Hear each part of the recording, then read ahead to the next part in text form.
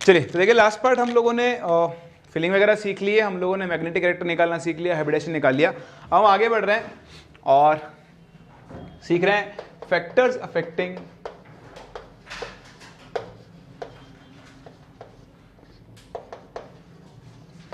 CFSE। CFSE क्या है? Crystal field splitting energy. तो जो स्प्लिटिंग हो रही है वो कम होगी या ज़्यादा होगी, वो किस किस चीज़ पे डिपेंड करता है?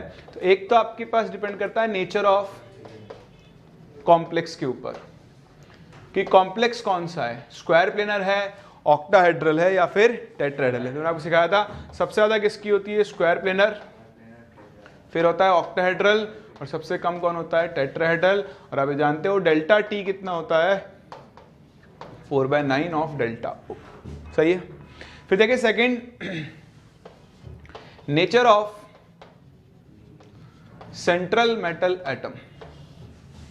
ठीक है, तो बेसिकली जो आपके पास CFSE है, डेल्टा की value, that is directly proportional to Z effective of central metal atom. Central atom के ऊपर जैसे पॉजिटिव चार्ज बढ़ता जाएगा, उसकी स्प्लिटिंग की पावर भी क्या होती जाएगी? बढ़ती जाएगी। ठीक है, उसके अलावा जैसे आप 3D सीरीज से मूव करते हो, 3D सीरीज, फिर आपके पास कौन सी आ जाएगी? 4D सीरीज, और मेटल है 5D सीरीज का। तो जैसे आप सीरीज के ऊपर मूव करते हो, Z इफेक्टिव क्या होता है? बढ़ता जाता है, ऑलमोस्ट इंक्रीजेस बाय 50%। तो इसलिए अगर आपके पास 5D सीरीज की मेटल है तो उसकी केस में स्प्लिटिंग एनर्जी क्या होगी? सबसे ज़्यादा। 3D सीरीज की है तो उसकी केस में क्या होगी? सबसे कम। तीसरा, ये डिपेंड करता है नेचर ऑफ लिगेंड के ऊपर। तो ये अपन सीख ही चुके हैं कि अगर आपके पास लिगेंड कैसा होगा? स्ट्रॉन्ग फील्ड, तो CFSE यानी डेल्टा की वैल्यू क्या होगी? ज़्यादा। तो depends on strength of ligand. अगर स्ट्रॉन्ग फील्ड लिगेंड है तो CFSE की वैल्यू ज़्यादा होगी, और वीक फील्ड लिगेंड है तो CFSE की वैल्यू क्या होगी? कम। तो आप कंपैरिजन देखते हैं, कुछ छोटे मोटे एग्जांपल्स देख लेते हैं इसके ऊपर, जहाँ पे आप CFSE कंपेयर करने वाले हो।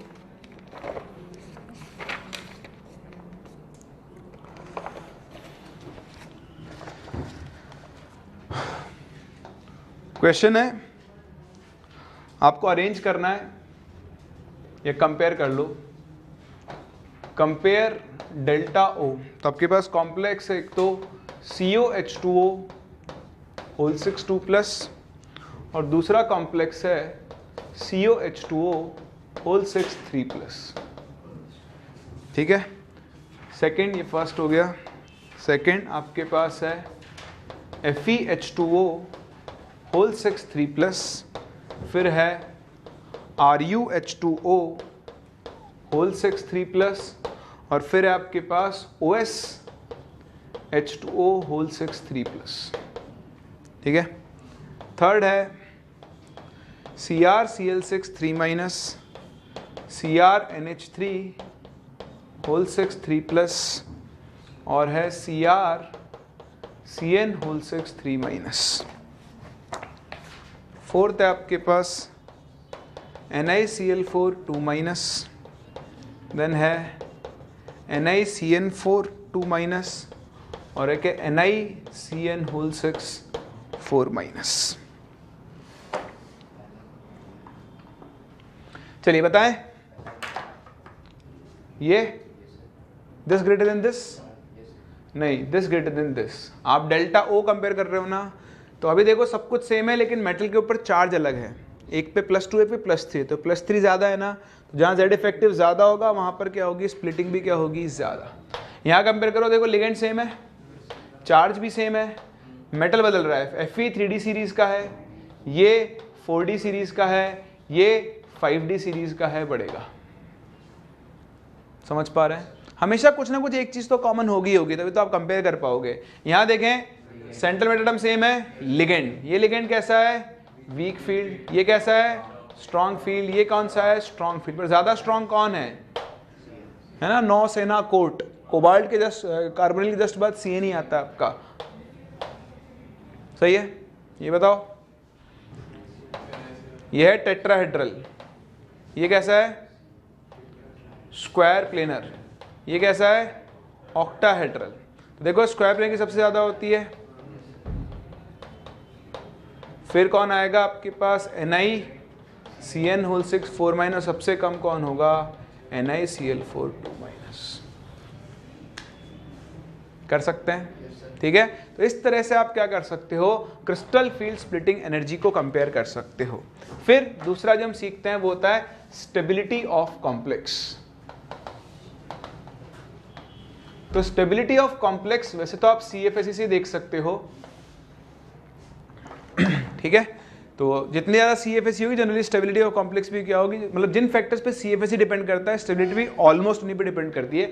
बट फिर भी अगर आपके पास लिगेंड सेम है और सेंट्रल एटम अलग अलग है तो देखें, सबसे पहला आप देखोगे स्टेबिलिटी ऑफ कॉम्प्लेक्स जो है that is directly proportional to Z effective of central metal atom.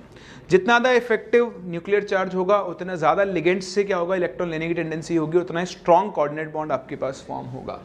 दूसरा ये डिपेंड करता है स्ट्रेंथ ऑफ लिगेंड पर। स्ट्रॉन्ग फील्ड लिगेंड क्या करते हैं, ज़्यादा स्टेबिलिटी प्रोवाइड करवाते हैं, क्योंकि वहाँ पर क्या होते हैं वो क्रिस्टल फील्ड स्टेबिलाईजेशन एनर्जी को बढ़ा देते हैं, वो भी आप सीखोगे आगे चलकर। तो जितना स्ट्रॉन्ग लिगेंड होगा कॉम्प्लेक्स की स्टेबिलिटी क्या होगी उतनी ही ज़्यादा। और सबसे इंपॉर्टेंट होता है कीलेशन। तो हमें लिख सकते हैं कीलेशन प्रोवाइड्स एक्सेप्शनल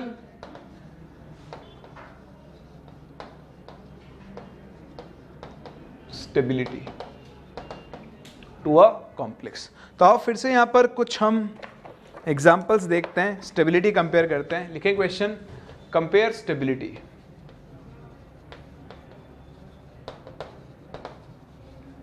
पहला है आपके पास FeCN whole 6 3 minus and FeCN whole 6 4 minus. Second है आपके पास CO H2O होल 6 3 प्लस, फिर आपके पास है Ni NH3 होल 6 2 प्लस, और फिर आपके पास NiCN होल 6 4 माइनस। सॉरी गलत लिख दिया मैंने, ये वाला गलत है, ये आएगा NiCl6 4 माइनस।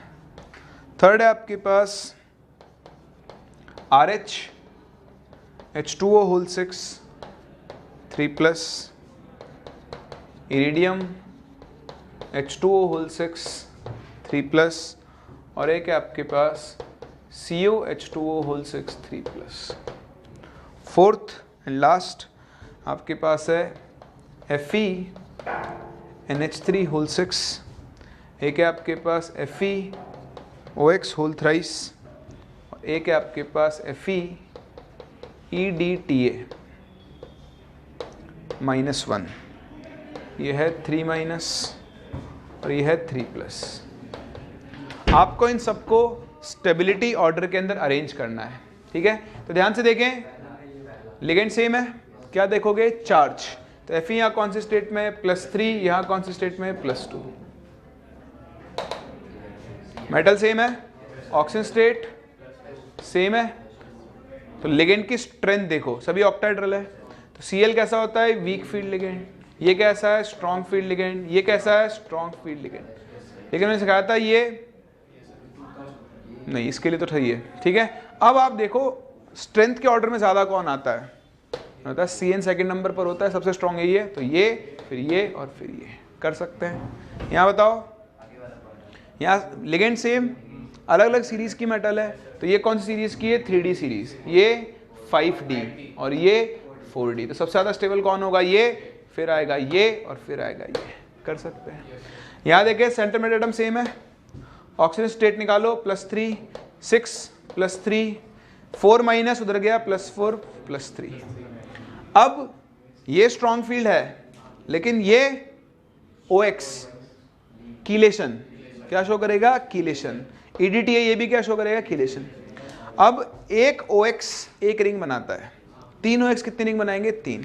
तो जब दोनों ही कीलेशन शो कर रहे हों तो फिर उस केस में क्या होता है, स्टेबिलिटी जो होती है it is directly proportional to number of 5 और 6 मेंबर्ड रिंग्स। बोलो समझ में आ रहा है। तो ये कितने रिंग फॉर्म करेगा 3, ये कितनी फॉर्म करेगा 5, सिखा था ना मैंने आपको, डेंटिसिटी -1, ये हेक्साडेंटेट होता है, 6 में से 1 गया 5, सबसे ज़्यादा स्टेबल ये, फिर ये और फिर ये। तो इस तरह से आप क्या कर सकते हो, इनकी स्टेबिलिटी को भी कंपेयर कर सकते हैं। चलिए अभी फिर और क्वेश्चन करेंगे, तब देख लेंगे ऐसे क्वेश्चंस और आएंगे तो। फिर इसके बाद सीखते हैं अपना अगला एक और टॉपिक जिसे हम बोलते हैं क्रिस्टल फील्ड स्टेबलाइजेशन एनर्जी। क्या बोलते हैं? Crystal field stabilization energy. तो ये समझें, ये आपको कैलकुलेट करना आना चाहिए, ये भी चल रहा है ट्रेंड में, पूछेगा आपसे crystal field stabilization energy, CFSE। ठीक है, तो यहां आपको फिलिंग आनी चाहिए और फिलिंग के बेसिस पर आप क्या करते हो, crystal field stabilization energy calculate करते हो। बड़ा आसान होता है। जैसे मान लो मेरे पास कॉन्फ़िगरेशन है D5, स्ट्रॉन्ग फील्ड लिगेंड का केस एक लूंगा, एक वीक फील्ड का लूंगा, और मुझे यहां पर क्रिस्टल फील्ड स्टेबलाइजेशन एनर्जी निकालनी है। तो बताओ, फील्ड ले रहा हूं ऑक्टाहेड्रल, यानी कोऑर्डिनेशन नंबर कितना है मेरा 6।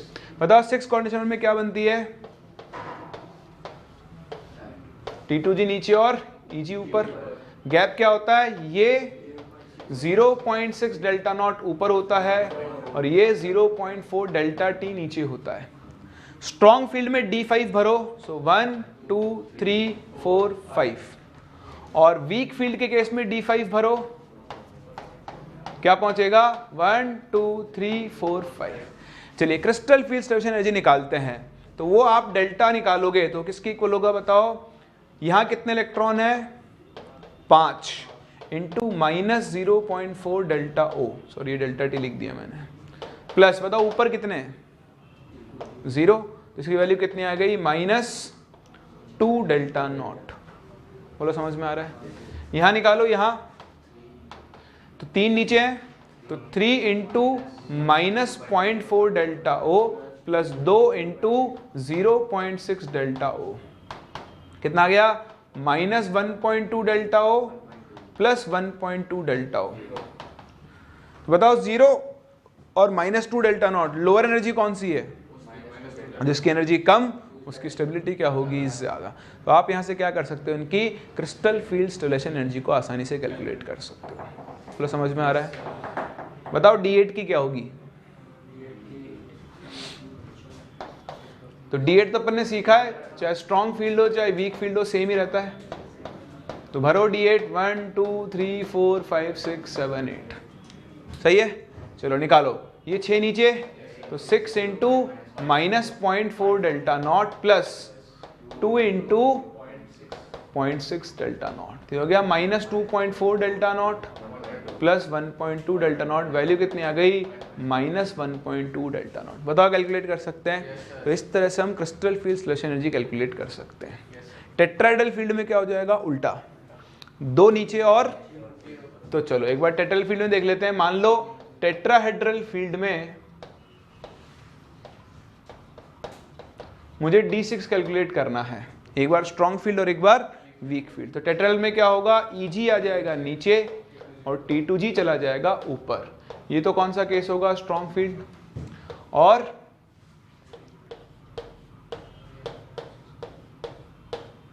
वीक फील्ड लिगेंड, तो क्या होगा 1 2 3 4 5 6, तो यहां पर 1 2 3 4 5 एंड 6।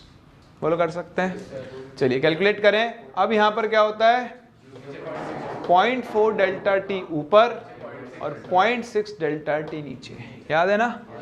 बस कर लो, कितने हो गए, सो 4 into -0.6 delta T plus 2 into 0.4 delta T, तो आ गया स्ट्रॉन्ग फील्ड। वीक फील्ड के केस में क्या होगा, 3 into -0.6 delta T plus 3 into 0.4 delta T। Solve कर लो, आपको यहाँ पर क्रिस्टल फील्ड स्टेबलाइजेशन एनर्जी मिल जाएगी। कर सकते हैं? कोई डाउट? चलो कॉपी करो, इस पर भी कुछ क्वेश्चंस करवाता हूँ मैं आपको। चलिए देखें क्वेश्चन, जेईई मेंस 2019। मैं आपसे कह रहा हूँ जो जो कभी नहीं पूछा गया सब उनको पूछ रहे हैं आजकल, तो आप इन पर ध्यान दें। जब प्रीवियस ईयर का पैटर्न भी देखें तो जो नहीं पूछा गया उसके ऊपर ज़्यादा फोकस करें। जैसे ये नहीं पूछा गया था पर ये पूछ लिया है। क्वेश्चन क्या है, CFSE लिखा भी इसने crystal free surface energy of FeH2O whole 6 Cl2 calculate करनी है एंड K2NiCl4 R। ऑप्शन दिए हुए हैं पर मैं ऑप्शन लिख नहीं रहा हूं, आप खुद ही बता दो क्या होगी वैल्यू।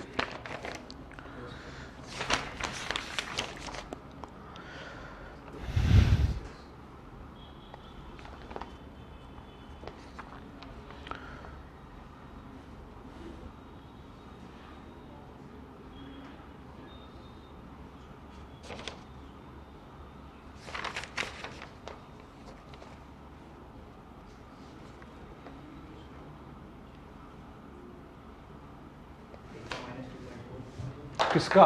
इसका -2.4 डेल्टा ओ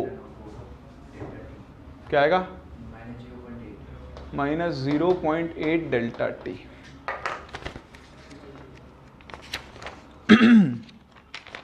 गया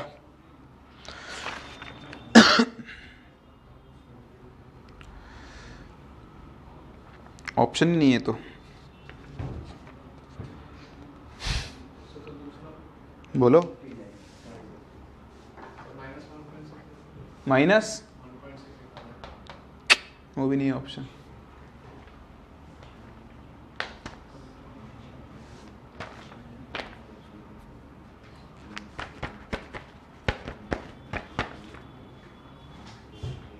देखो ये ऑक्टेटल कॉम्प्लेक्स है,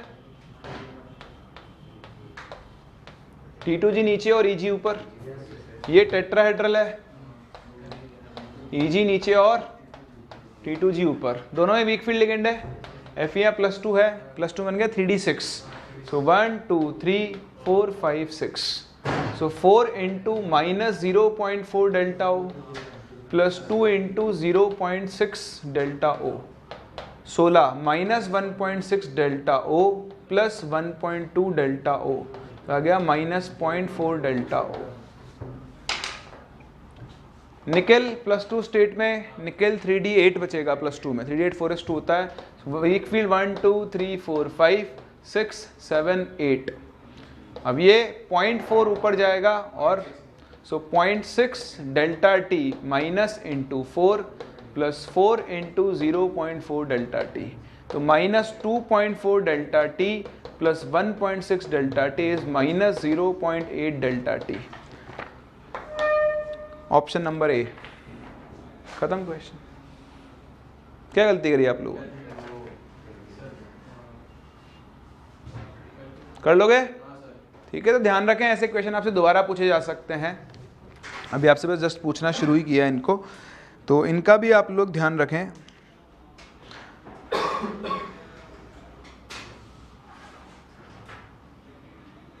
देखें ब्रिजिंग वाला भी पूछ ही लिया आपसे इस साल, ये मैंने कल लास्ट क्लास करवाया भी था आपको।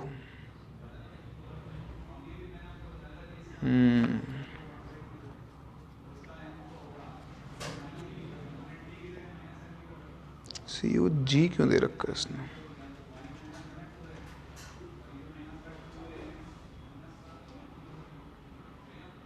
तो और एक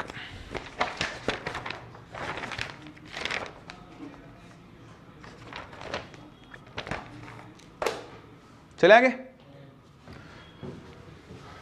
देखो एक और क्वेश्चन है जो जेईई मेंस से पूछा गया है, ये ब्रिजिंग वाला। तो मैंने आपको एक केस तो करवाया था Mn2CO होल 10 वाला, एक मैंने क्वेश्चन कराया था CO2CO8 वाला, है ना। तो इनके स्ट्रक्चर्स आप देख लो, इसकी तो ना बताई थी। यहाँ पर दोनों मैंने आपस में कनेक्टेड होंगे और बाकी 5-5 CO दोनों के पास जुड़े हुए होंगे। इसमें क्या होता है ये पूछा गया है आपसे जेईई मेंस में, CO तो इसमें क्या होगा 8 CO हैं, ठीक है। और अब इसका हमने सीखा था जब इसका आपको EN कंप्लीट करना है तो कोऑर्डिनेशन नंबर 6 आएगा, 6 वो बनाएगा। तो इसमें क्या होता है CO डायरेक्टली कनेक्टेड होते हैं, 2 CO यहाँ ब्रिजिंग की तरह काम करते हैं और बाकी के क्या होते हैं ऐसे कनेक्टेड होते हैं। तो ब्रिजिंग भी कभी नहीं पूछे गए थे, अब पूछे जा रहे हैं। तो आप ये बहुत ध्यान दें, जो जो नहीं पूछी गई चीज़ें वो बहुत पूछी जा रही है, इसलिए आपको इन सब के बारे में पता होना चाहिए। चलिए बहुत ही बढ़िया। इसके बाद मैं सिखाता हूँ आपको कलर। कलर वाले पार्ट पे भी कई बार क्वेश्चंस पूछे जाते हैं। तो कोऑर्डिनेशन में क्या ना पूछने के लिए बहुत सारी चीज़ें हैं, इसलिए मैं इसको टाइम दे रहा हूँ आपको अच्छे से आप चीज़ों को सीख पाएँ। तो देखें colour of complex compounds.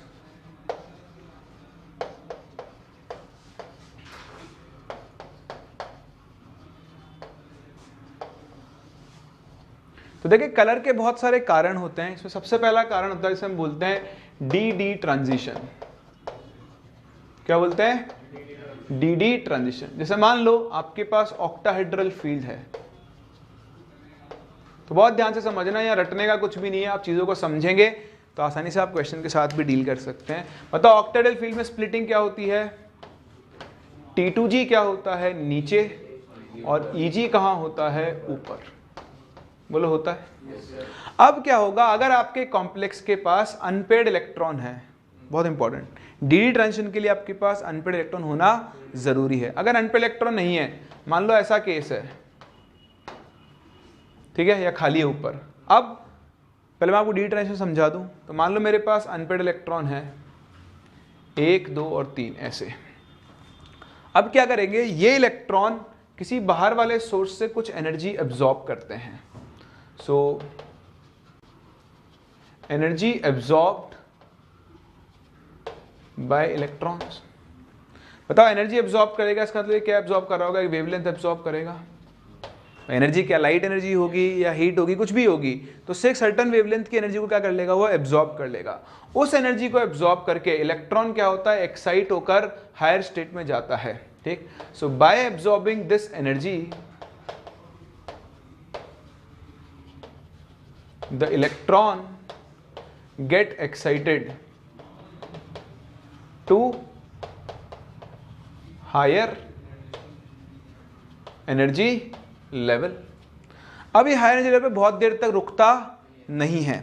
So from excited state it jumps back to ground state, releasing energy. तो एक सर्टेन एनर्जी क्या करता है? रिलीज करता है। एनर्जी रिलीज करेगा तो एक वेवलेंथ को एमिट करता है। ठीक है, तो अभी इलेक्ट्रॉन वापस यहां से क्या आएगा? नीचे आएगा। यहां भी आ सकता है, किसी और नॉर्मल लोअर ग्राउंड स्टेट में भी जा सकता है। तो जब वो जाएगा तो वो एक वेवलेंथ एमिट करेगा, उसे हम इसकी लैम्डा एमिटेड बोलते हैं। एब्जॉर्ब्ड और एमिटेड सेम कोऑर्डिनेशन कंपाउंड के केस में। अभी आप देखोगे तो क्या होता है, अगर आपकी इंसिडेंट लाइट विजिबल रीजन में है, कौन से रीजन में है? लाइट गिरी विजिबल रीजन में, अगर उसने कुछ एब्जॉर्ब किया तो उसका कॉम्प्लीमेंट्री कलर वो क्या दिखाएगा? आपको वापस आते टाइम दिखाएगा। तो इसके लिए आपको एक साइकिल होता है, इसको हम बोलते हैं कॉम्प्लीमेंट्री कलर साइकिल। क्या बोलते हैं? Complementary colour cycle. बड़ा आसान होता है। विबग्योर सुना है आपने? तो बस विबग्योर बना दो। नॉर्मल तो V, ठीक है, BGYOR। वैसे तो ये होता है, I को हटा देते हैं, बट आप I को भी इंक्लूड कर लो तो ये हो जाएगा I। ठीक है, ये ब्लू और ग्रीन है, तो यहाँ बीच में कहीं पर क्या होता है? आपका ब्लू ग्रीन होता है, ये वाला। ठीक है, इस तरह यहाँ पर क्या होता है? आपके पास येलो ग्रीन होता है। ठीक है, तो इसको पूरे को फिर बनाना पड़ेगा अपने को इसके लिए। तो एक काम करते हैं, ऐसे नहीं करके इसको ऐसे बना लेते हैं।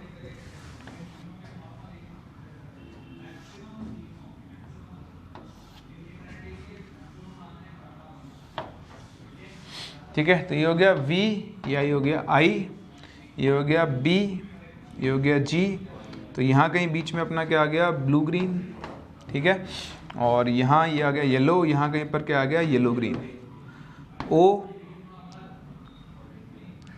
V कुछ हो गया, विबग्योर। ठीक है ना? तो अब क्या होगा? गलती हुई क्या इसमें? हाँ, आई के सामने ओ बना दिया मैंने, सॉरी।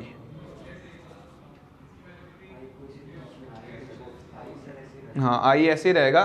तो V, B, G, Y, O and R। ठीक है, तो ये आपके पास कलर साइकिल होता है। तो आपके पास ब्लू ग्रीन है तो उसका कॉम्प्लीमेंट्री कलर क्या आएगा? रेड। येलो ग्रीन है तो उसका कॉम्प्लीमेंट्री क्या लेकर चलेंगे अपन? वॉयलेट।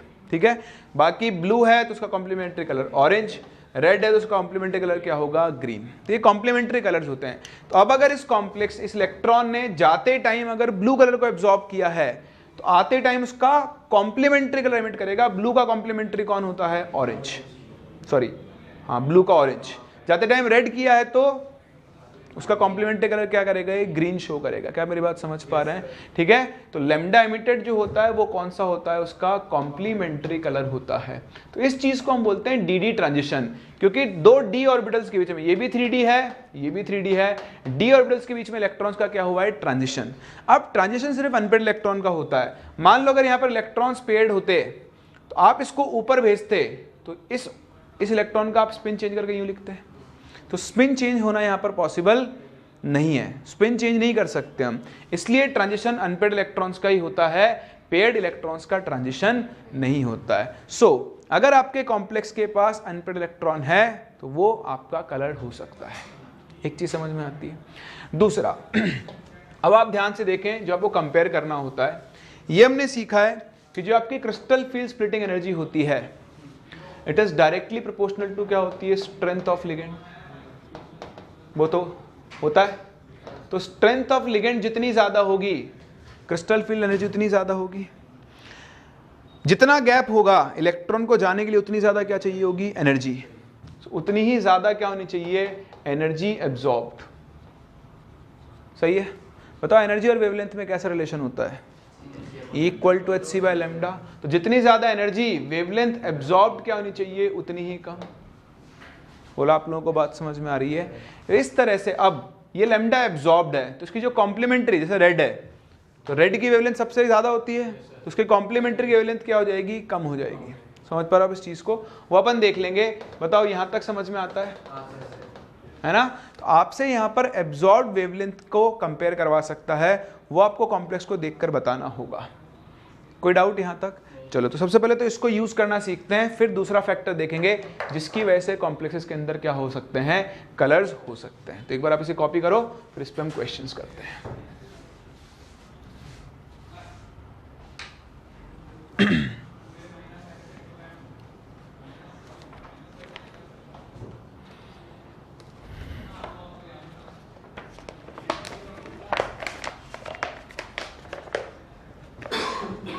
चलिए देखें पहला क्वेश्चन। क्वेश्चन बड़ा आसान है। Which of the following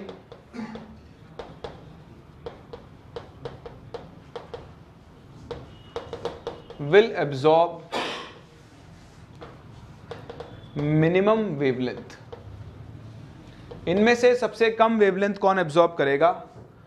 first option CrCl6 3-, second CrH2O6 3+, third CrNH3 6 3+, and fourth CrCn6 3-। चलिए बताएं। तो मैं दूसरा क्वेश्चन लिख रहा हूं आपके लिए।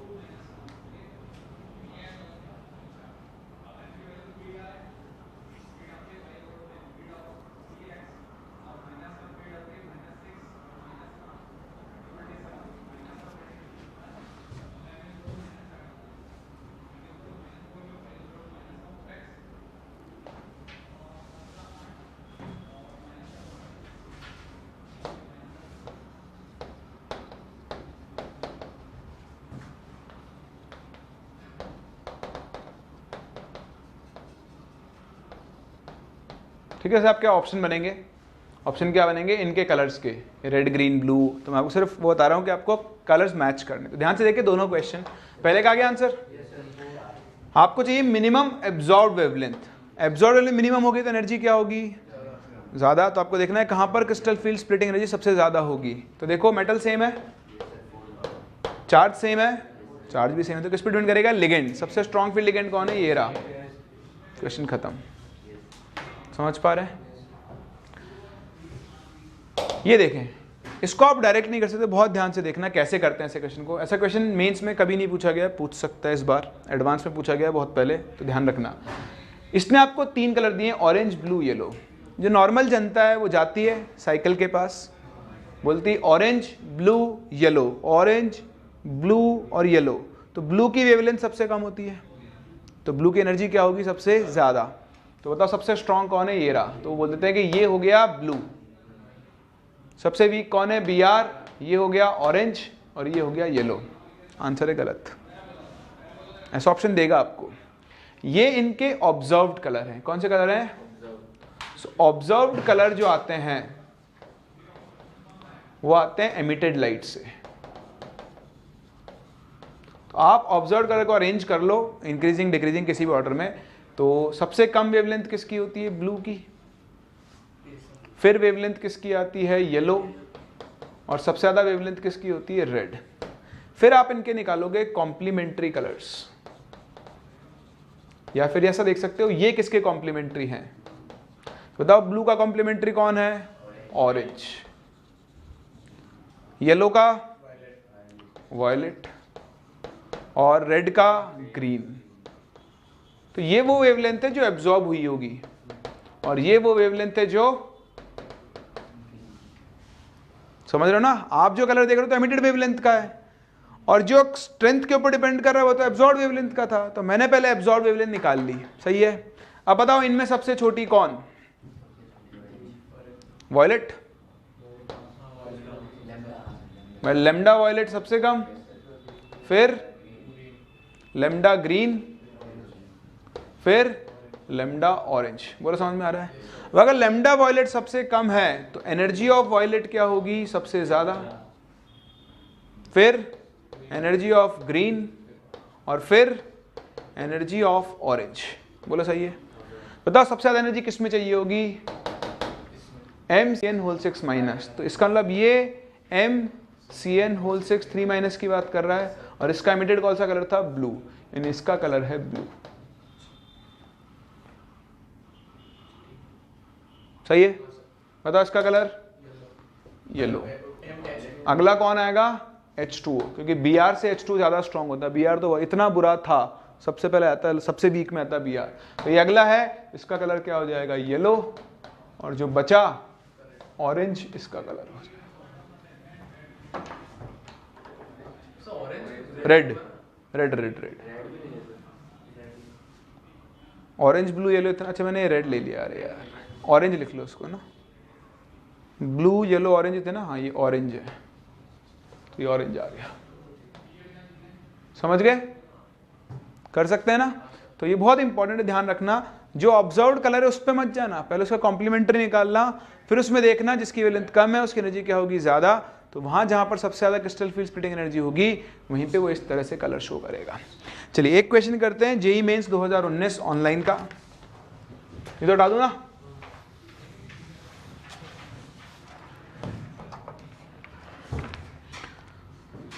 कहाँ गया, ये रहा। 3 कॉम्प्लेक्स दिए हैं आपको। एक दिया है COCl NH3 ये है फर्स्ट। दूसरा आपको दिया है CO NH3 H2O plus, sorry 3+, ये है सेकंड। और एक आपको दिया है CO NH3 3+। पता नहीं मुझे तक क्यों लग रहा है यहाँ कुछ मिसप्रिंट हुआ है, शायद ये +2 हुआ। ये है 3, ठीक है। पूछ रहा है the correct order of wavelength of light absorbed. मैंने शॉर्ट फॉर्म में लिख दिया, उसमें पूरा पूरा लिखा हुआ है। ऑप्शन दिए हुए हैं आपको, तो ऑप्शन तो मैं नहीं बता रहा हूँ, आप तो डायरेक्टली सॉल्व कर लो, ऑप्शन की क्या ज़रूरत है। कंसेप्ट लगाओगे तो ऑप्शन तो अपने आप सही बनेगा।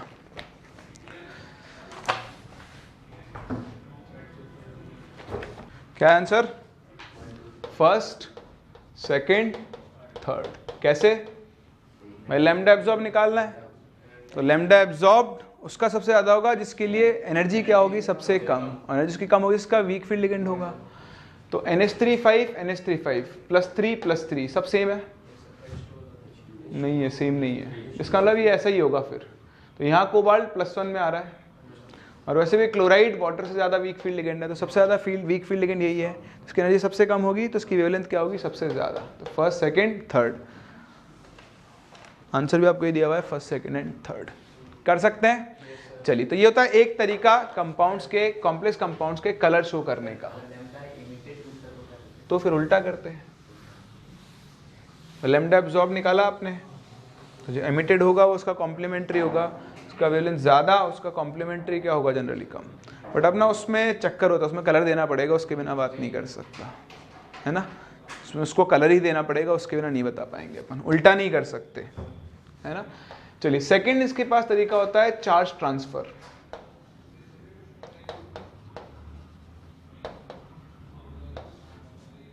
सम complexes and D block compounds do not have unpaired electrons but still show color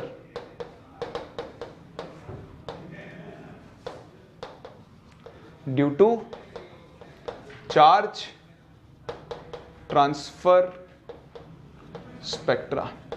इनमें क्या होता है? अनपेड इलेक्ट्रॉन तो होते ही नहीं। मैं आपको एग्जांपल दूं, MnO4-, इसको हम बोलते हैं पर मैग्नेट आयन। क्या बोलते हैं? Cr2O7 2- dichromate, Cr O4 2- chromate. इन सब में आप देखोगे यहाँ Mn+7 स्टेट में है, यहाँ क्रोमियम +6 क्रोमियम। Mn+7 में कौन सा रखता है? D0। Cr+6 में रखता है D0। इनके पास अनपेड इलेक्ट्रॉन है ही नहीं, लेकिन फिर भी ये कलर्ड होते हैं। ये पर्पल होता है, ये ऑरेंज होता है, ये येलो होता है। तो इनका कलर क्यों होता है? इनका होता है चार्ज ट्रांसफर की वजह से। जैसे MnO4- की अगर मैं स्ट्रक्चर बनाऊँ, double bond O, double bond O, O-, तो इसमें क्या होता है? ऑक्सीजन से एक इलेक्ट्रॉन किस में जाता है? Mn+। So electron is transferred momentarily, एक मोमेंट के लिए जाता है, अगले मोमेंट पे वापस आ जाता है, खेल चलता रहता है, फ्रॉम ऑक्सीजन टू Mn। तो जहां Mn+7 में था, इस इलेक्ट्रॉन को गेन करके +7 से वो किस में आ जाएगा? +6। और इस इलेक्ट्रॉन को लूज करके ऑक्सीजन -2 से कहाँ जाता है? -1 में। एक इलेक्ट्रॉन लूज करता है, -2 से -1 पहुंच जाता है। ये खेल चलता रहता है, इलेक्ट्रॉन यहाँ से यहाँ जाएगा, फिर यहाँ से आएगा। इसी चीज़ को हम क्या बोलते हैं? Charge transfer. तो आपको पता होना चाहिए कि कौन से कंपाउंड चार्ज ट्रांसफर की वजह से कलर शो करते हैं। ये कभी नहीं पूछा गया है, तो ये आपसे पूछा सकता है। तो 3 एनायंस, तो ये एक कॉम्प्लेक्स वजह से हम बोलते हैं ब्राउन रिंग कॉम्प्लेक्स। इससे हम D ब्लॉक में मिलेंगे, और इसको हम बहुत बार पढ़ लेंगे तो आपको ये याद हो जाएगा, चिंता मत करो। आज मैं आपको पहली बार बता रहा हूँ, FeCN5NO यहाँ तो बड़ी इंपॉर्टेंट चीज़ है। एक तो ये कि इसका कलर किसकी वजह से होता है? Charge transfer. और यहाँ Fe का ऑक्सीडेशन स्टेट होता है +1। ये आपको ध्यान रखना होगा। ऐसे एक और होता है आपके पास सोडियम नाइट्रोप्रोसाइड,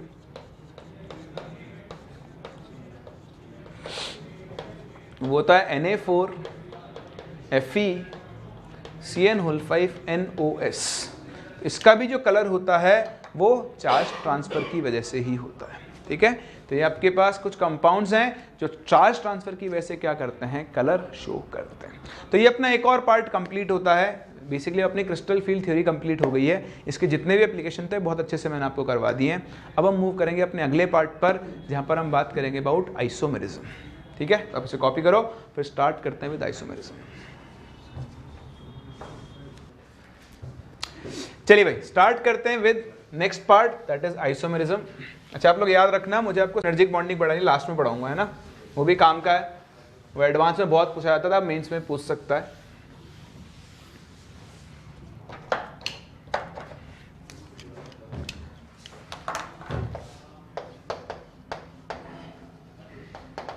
तो देखें दो तरह की आइसोमेरिज्म होती है। सबसे पहली होती है आपके पास स्ट्रक्चरल आइसोमेरिज्म।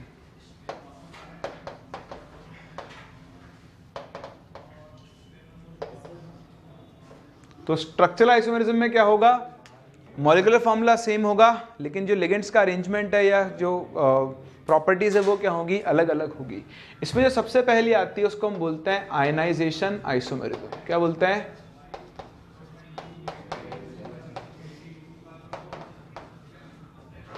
तो इसमें क्या होता है, जो कॉम्प्लेक्सेस होते हैं, complexes differ in type of ions produced.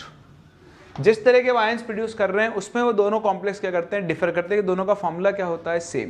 जैसे मैं आपको एग्जांपल दूं, CO NH3 होल 4 या होल 5 Cl SO4 और एक CO NH3 whole 5 SO4 Cl। ये दोनों एक दूसरे के क्या होंगे, आयनाइजेशन आइसोमर। क्यों होंगे आयनाइजेशन आइसोमर, जब ये टूटेगा तो कौन सा आयन देगा, SO4 2- और साथ में बनाएगा CO NH3 होल 5 Cl 2+। ये जब टूटेगा तो ये क्या बनाएगा, CO NH3 होल 5 SO4 +1 और साथ में Cl। तो ये दो आयंस प्रोड्यूस कर रहा है, उनमें क्या करते हैं, डिफर। तो कुछ नहीं होता है, कोऑर्डिनेशन स्फीयर के अंदर और कोऑर्डिनेशन स्फीयर के बाहर जो आयंस हैं वो क्या करते हैं, एक्सचेंज होते हैं, आयंस डिफर करेंगे, इसलिए हम इनको क्या बोलते हैं, एक दूसरे का आयनाइजेशन आइसोमर। बोलो समझ में आता है। इसके बाद आपके पास जो सेकेंड टाइप ऑफ आइसोमेरिज्म आती है उसे हम बोलते हैं लिंकेज आइसोमेरिज्म। क्या बोलते हैं, लिंकेज आइसोमेरिज्म। इसमें क्या होता है, नाम से पता लग रहा है कि in the two isomers differ in donor atom linked and is shown by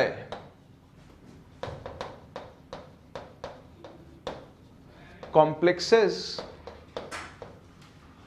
containing ambidentate ligands।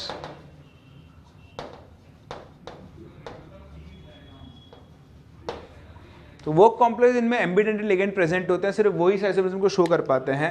जैसे मान लो आपके पास है let's say Cr NH3 whole 4 Cl Cn और एक Cl बाहर लगा रहा हूँ, ठीक है, और दूसरा आपके पास Cr NH3 whole 4 Cl Nc Cl। तो डिफरेंस देखो, यहाँ पर डोनर एटम कौन है, कार्बन, यहाँ डोनर एटम कौन है, नाइट्रोजन। तो ये एक दूसरे के क्या हो गए, लिंकेज आइसोमर्स हो गए। अब दो कॉम्प्लेक्स एक से ज़्यादा टाइप ऑफ आइसोमरिज्म भी शो कर सकते हैं। जैसे आप यहाँ पर देखें, अगर मैं इसी को ऐसे लिख दूँ, इसी कॉम्प्लेक्स को Cr NH3 होल 4 Cl2Cn, तो बताओ ये दोनों एक दूसरे के क्या हो गए, आयनाइजेशन आइसोमर। क्योंकि ये जो आयन प्रोड्यूस करेगा वो होगा Cl- और ये कॉम्प्लेक्स, ये प्रोड्यूस करेगा Cn- और ये वाला कॉम्प्लेक्स। बोलो बात समझ में आ रही है। चलिए, तो ये थी आपकी सेकंड टाइप ऑफ आइसोमेरिज्म जिसे हम क्या बोलते हैं, लिंकेज आइसोमेरिज्म। फिर आती है आपके पास थर्ड टाइप, थर्ड, इसे हम बोलते हैं हाइड्रेट आइसोमेरिज्म। क्या बोलते हैं, हाइड्रेट आइसोमेरिज्म। इसमें नाम से लग रहा है हाइड्रेट मतलब वाटर। तो यहाँ पर जो दो आइसोमर्स होते हैं, two isomers differ in number of H2O molecules present inside and outside coordination sphere। तो जो आपका स्क्वायर ब्रैकेट वाला पार्ट होता है उसके अंदर और बाहर कितने वाटर मॉलिक्यूल्स हैं, इसमें डिफर करते हैं। जैसे मान लो आपके पास एक कॉम्प्लेक्स है CrCl6 dot let's say 5H2O, ठीक है, या डॉट 4H2O कर लेते हैं। अब इसमें क्या होगा, इसमें अरेंजमेंट क्या क्या पॉसिबल है भाई, CrCl6 डॉट 4H2, एक तो एज इट इज, एक क्या बन सकता है ये CrCl5H2O Cl डॉट 3H2 बन सकता है, ठीक है।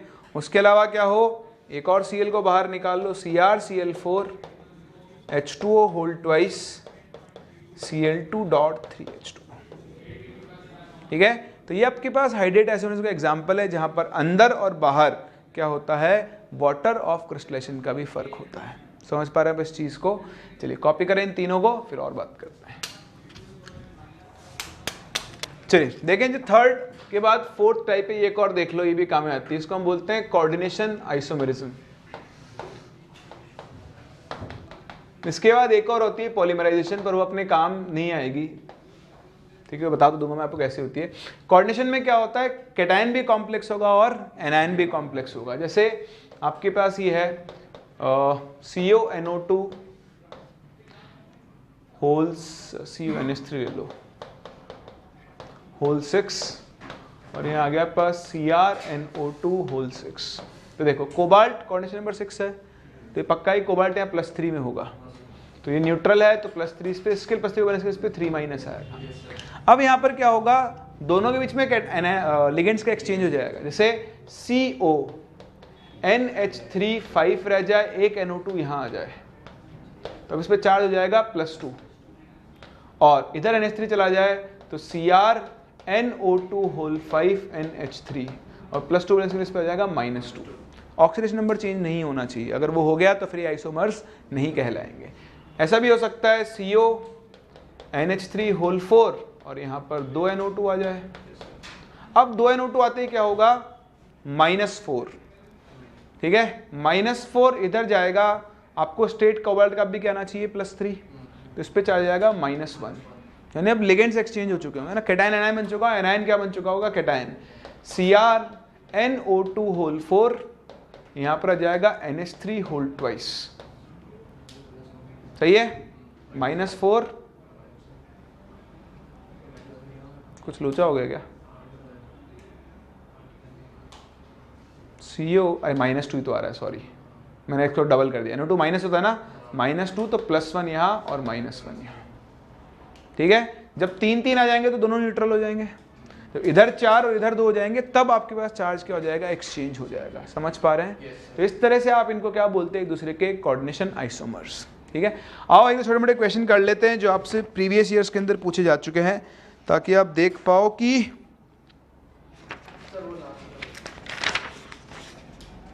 कैसे आइसोमेरिज्म के ऊपर हमसे क्वेश्चंस पूछ सकता है। क्या बोल रहे हो आप? लास्ट वाला ये NO2 2 माइनस है, तो इस पर +3 आना चाहिए, तो -2 दे जाके +3 कब बनेगा,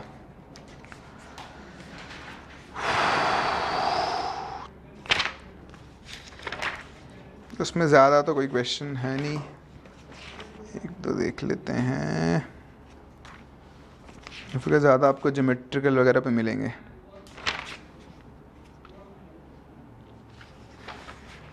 देखें क्वेश्चन, आपको बताना है इनमें से pair of complexes showing same type of isomerism पूछ लिया, उसमें तो ज्योमेट्रिकल भी आ जाएगी ना। चलो छोड़ो, अभी तो कोई डायरेक्ट क्वेश्चन दिख नहीं रहा मुझे, तो स्किप करते हैं, है ना। पहचान तो लोगे ही आप उसके अंदर। चलिए अब बढ़ते हैं आगे और सीखते हैं सेकंड टाइप ऑफ आइसोमेरिज्म, जिसको हम बोलते हैं स्टीरियो आइसोमेरिज्म। क्या बोलते हैं? तो स्टीरियो आइसोमेरिज्म जैसे आप ऑर्गेनिक में पढ़ते हो वैसे यहाँ पर भी होती है। स्टीरियो आइसोमेरिज्म में क्या होता है, ज्योमेट्रिकल और ऑप्टिकल दोनों काउंट होती है। तो स्टीरियो आइसोमेरिज्म, इसके दो टाइप होते हैं, एक होती है ज्योमेट्रिकल और दूसरी क्या होती है, ऑप्टिकल। तो आप देखते हैं पहली ज्योमेट्रिकल आइसोमेरिज्म। तो ज्योमेट्रिकल आप सभी जानते हो, फॉर्मूला भी सेम होता है, स्ट्रक्चर भी सेम होता है, लेकिन डिफर इन रिलेटिव अरेंजमेंट।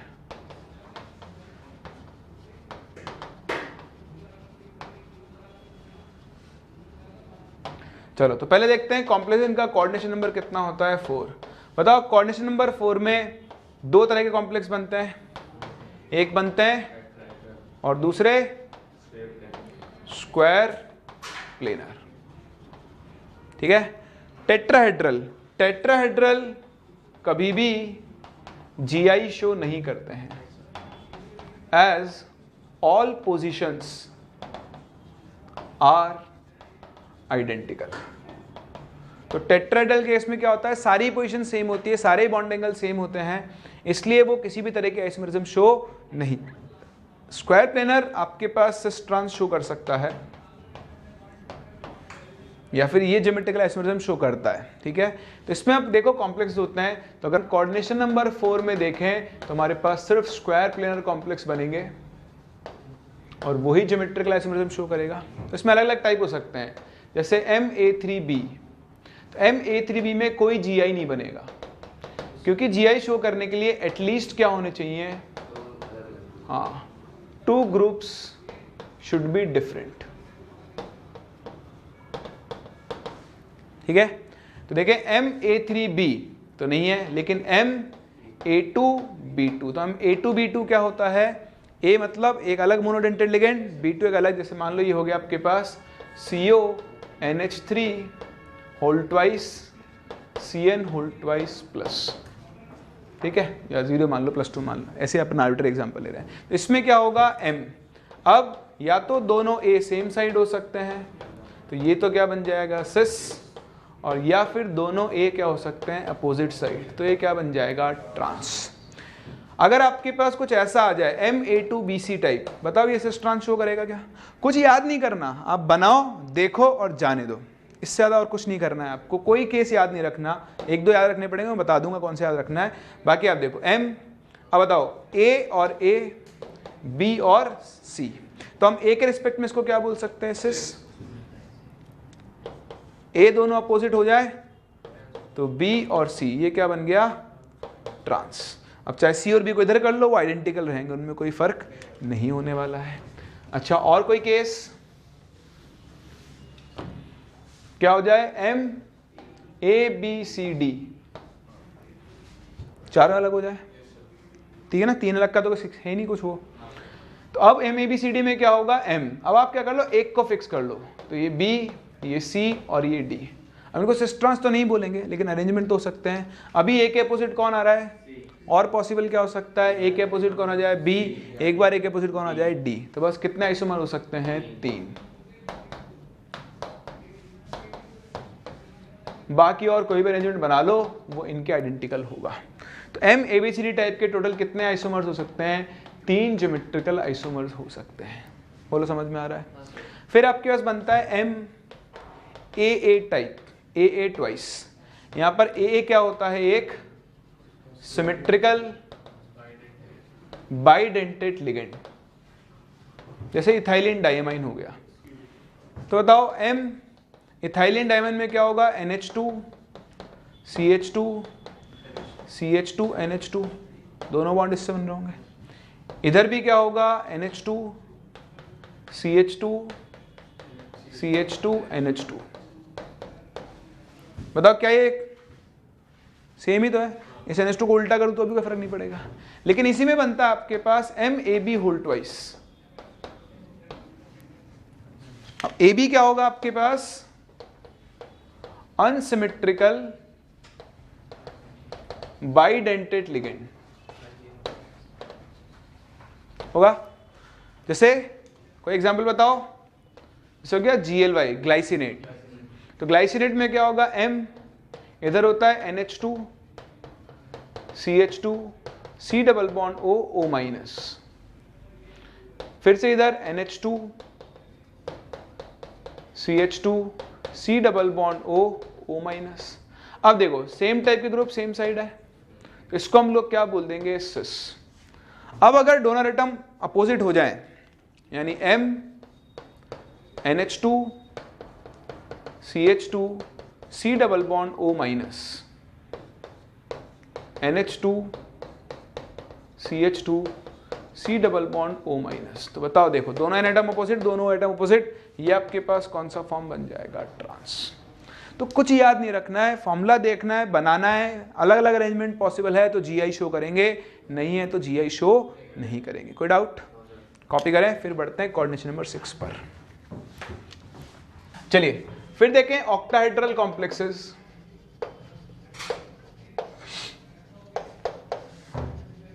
जिनमें कोऑर्डिनेशन नंबर कितना होता है? 6।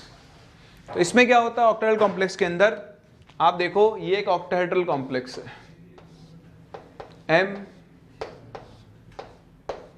ठीक है। तो पहले आपको सिस ट्रांस देखना सिखा दो इसमें, तभी आप आगे सीख पाओगे। तो देखो ये 1 पोजीशन नंबर, इसको बोल दो 2, इसको बोल दो 3, इसको बोल दो 4, इसको बोल दो 5, इसको बोल दो 6, ठीक है। इसमें तो नहीं होगा नहीं, ठीक है। अब आप देखें, ये मेरे पास 4 होल्डर्स हैं, तो ये स्क्वायर प्लेन बन रहा है, ठीक है। अब वो आप समझ लेना कि बराबर एंगल पर है। और अब मैं इस चौक को ऐसे रख दूं यहाँ पे, तो ये और ये सेम साइड ही है, ये और ये सेम साइड है, ये और ये सेम साइड है, ये और ये सेम साइड है। ये दोनों अपोजिट हैं, लेकिन ये सारे एक ही साइड है। तो आप देखो 5 के रिस्पेक्ट में 1, 4, 3, 5, 2 सबके सब कौन सी पोजीशन पे? सिस। 6 के रिस्पेक्ट में भी 1, 2, 3, 4 सबके सब कौन सी पोजीशन पर है? सिस। तो आपको ना यहाँ पहचानने आनी चाहिए। तो मैं आपसे पूछूं सिस पोजीशंस, बताओ सिस पोजीशंस कौन कौन सी होगी? 1, 5, 2, 5, 3, 5, 4, 5, 5, 4 को एक ही काउंट करेंगे। और बताओ 6, 1, 6, 4, 6, 2, 6, 3। और कोई? हाँ वेरी गुड, 3, 2, 3, 4, 4, 1, 1, 2। और कोई? अब बताओ ट्रांस। 5, 6, 4, 2, 1, 3, 1, 3, 3, 1 एक ही बात, समझ गए ना। अब आप आ जाओ कॉम्प्लेक्सेस पे, बताओ MA6 पॉसिबल ही नहीं है। MA5B, MA4B2,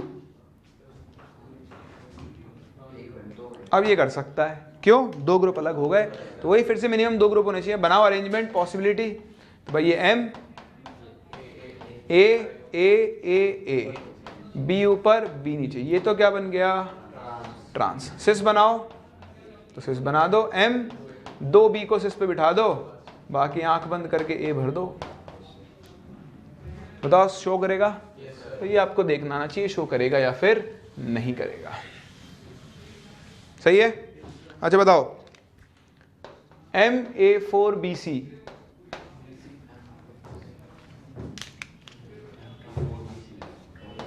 करेगा? क्यों? 2 ग्रुप अलग हो गए ना, तो ये चारों B ऊपर C नीचे, ये क्या बन गया? ट्रांस।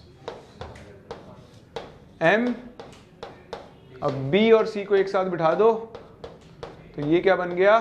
सिस। सही है। MA3B3, MA3B3 cis trans show नहीं। तो ये बहुत ही अलग आइसोमेरिज्म शो करता है, ध्यान रखना बहुत इंपॉर्टेंट है। आज अपन यहीं पे कंप्लीट करेंगे बस। तो आप देखो यह है M, ठीक है, A, B, चलो BB का कलर चेंज कर देते हैं, B, ठीक है। अगर आप देखें तो ये A जो हैं ये ऑक्टाहेड्रल के फेसेस पर आ रहे होंगे, और जो तीनों B हैं वो ऑक्टाहेड्रल के इस वाले फेस पर आएंगे। ऐसे आइसोमर को हम बोलते हैं फेशियल आइसोमर, या फिर इसे हम फैक आइसोमर बोलते हैं, ठीक है। ये फेशियल प्लेन होता है। ये वाला जो प्लेन है ना स्क्वायर वाला, इसको हम बोलते हैं मेरिडोनियल प्लेन। कौन सा बोलते हैं? तो अगर इसका हम दूसरा अरेंजमेंट बनाए पॉसिबल, तो ये होता है कि A,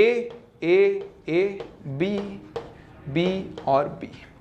तो अब अगर आप इनको मिलाओ तो जो आपके तीनों ए एटम्स हैं ये क्या आ रहे हैं, मेरिडोनियल प्लेन पे आ रहे हैं। कौन से प्लेन पर? इसको हम बोलते हैं मेरिडोनियल आइसोमर, या फिर हम इसे बोलते हैं मर आइसोमर। समझ पा रहे हैं? तो ध्यान रखना, ये नहीं पूछा गया, डायरेक्टली पूछ सकता है। पहले तो ये पूछ लेगा कि क्या Ma3B3 ज्योमेट्रिकल आइसोमरिज्म शो करेगा, तो जो सिस्टर्स ढूंढेंगे वो तो आंसर देंगे नो। लेकिन आप समझदार हो, यहाँ अरेंजमेंट दो अलग अलग हैं, फैक मर ऐसे याद रखना, ठीक है ना। फैक मर आइसोमरिज्म जो शो करते हैं तो फेशियल पे होंगे तीनों तो उसे फैक आइसोमर बोलते हैं, और स्क्वायर प्लेन यानी मेरिडोनियल प्लेन पे होंगे जब तीन सेम ग्रुप तो उसे हम कौन सा आइसोमर बोलते हैं, मर आइसोमर बोलते हैं। समझ सकते हैं। चलिए इसके बाद और भी कॉम्प्लेक्स यहाँ पर बनता है MABCD टाइप, MABCDEF, सब 6 के 6 अलग होते हैं। तो वो आप रट लेना कि अगर आपके पास MABCDEF टाइप का आइसोमर है तो वो 15 ज्योमेट्रिकल आइसोमरिज्म शो करेगा। क्या शो करेगा? 15 ज्योमेट्रिकल आइसोमर शो करेगा। कर सकते हैं। चलिए आज यहीं तक कंप्लीट करें। नेक्स्ट क्लास इसमें कुछ और केसेस देखेंगे, बाइडेंटेड वाले, मोनोडेंटेड वाले मिक्स करके, और भी कुछ बहुत सारे केसेस बन सकते हैं। वो आपको सब कुछ भी याद नहीं रखना है, ड्रॉ करके देखना है। फिर बात करेंगे ऑप्टिकल आइसोमेरिज्म की और सिनर्जिक बॉन्डिंग की।